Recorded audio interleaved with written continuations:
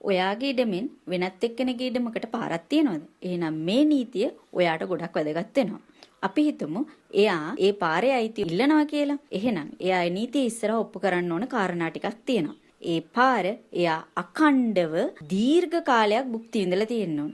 අඩුම තරමේ අවුරුදු 10කට වඩා භුක්ති විඳීම කියන එක වැදගත් වෙනවා. ඊළඟට එයා ඒක නිදහසේ භුක්ති විඳලා තියෙනවා. බාධාවකින් තොරව භුක්ති විඳීම කියන්නේ අන්න ඒක. ඊළඟ එක අයිතිකරුවාගේ කැමැත්තකින් තොරව ඒක භුක්ති විඳලා තියෙනවා. අයිතිකරුවාගේ කැමැත්ත කියන්නේ අයිතිකරුවා සානුකම්පිතව මේ පාර එයාට යන්න දීලා තියෙනවනම් එයා කොච්චර කාලයක් ඒ පාරේ ගියත් එයාට ඒකේ අයිතිය නම් ඉල්ලන්න බෑ. තව දෙයක් තියෙනවා. ඒ කැමැත්ත කියන දේ ලිඛිතව දීලා තියෙනක වැදගත් වෙනවා. මොකද ඉඩම් හිමිකරුවා කැමැත්ත දීලා තියෙනවා කියන එක ඔප්පු කිරීමේ බාරේ තියෙන්නේ ඉඩම් හිමිකරුවට.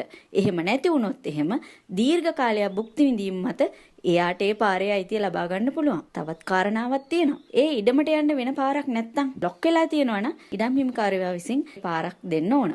ඒ වගේම ඒ ඉඩමට වෙනත් පාරක් තියෙනවා. නමුත් ඒක යන්න බෑ. ගොඩක් බාධාවල් තියෙනවා. අවදානම් තත්ත්වෙන් තියෙනවා. එහෙම අවස්ථාවකද ඉඩම් හිමිකරුවට ඒ ඉඩමට පාරක් දෙන්න වෙනවා. ඉතින් මේ වගේ නීතිමය කාරණා තව දැනගන්න අපිව ෆලෝ කරන්න.